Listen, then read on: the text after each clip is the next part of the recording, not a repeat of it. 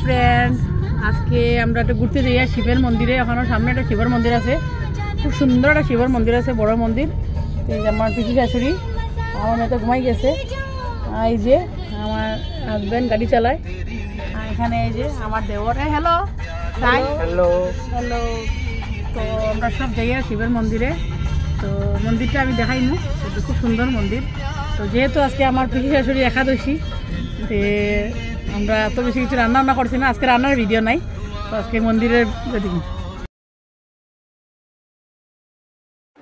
আর এই যে শিবের মন্দিরটা, এটা হলো আমার সানডের ব্লগ গতকালকে।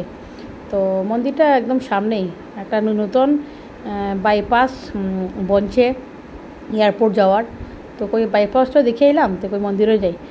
খুব ভালো লাগে শিব মন্দিরটা। আর এখানে একদম এয়ারপোর্ট তো সামনে, তো একটার পর একটা ফ্লাইট যায়, খুব ভালো লাগে দেখতে। তো আমি ওই জায়গাটা একটু ক্যাপচার করি, তো সবাই দেখবা।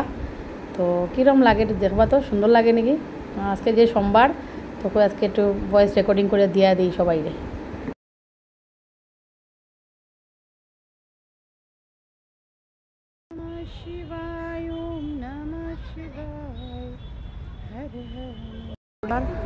গণেশ পার্বতী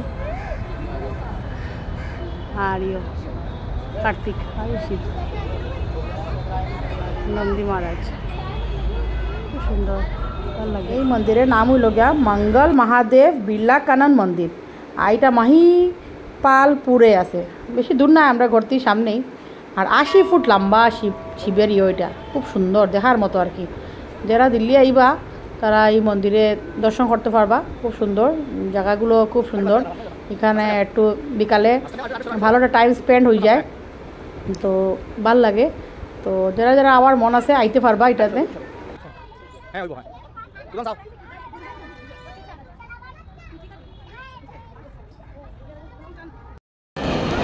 তো যারা যারা শিবের ভক্ত, এরা ওম নমঃ শিবায়, সবর যেন শিবে মঙ্গল করক, ভালো করক। আজকে সোমবার দিন, কে কে শিব পূজা করেন সোমবারে একটু জানাইবা আমারও জানার ইচ্ছা।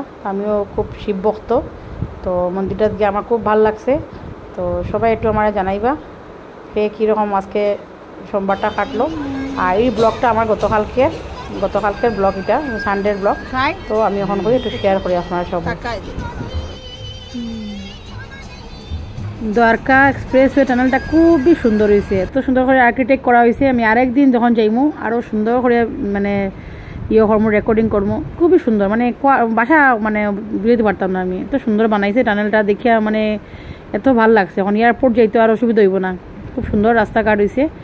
তো এটা দিল্লি সরকারের থ্যাংক ইউ সো মাচ এই টানেলটা বানাই লাগে। আর আর্কিটেকচার তো হইয়া লাভ নেই, এত সুন্দর আর্কিটেক্ট হয়েছে এটা। ওই দেখুন আমি ভিডিও করছি কিছু, গাড়ির ভিতরে করছি, এখানে বাইরে নামা যায় না, অসুবিধা আছে। টাটা।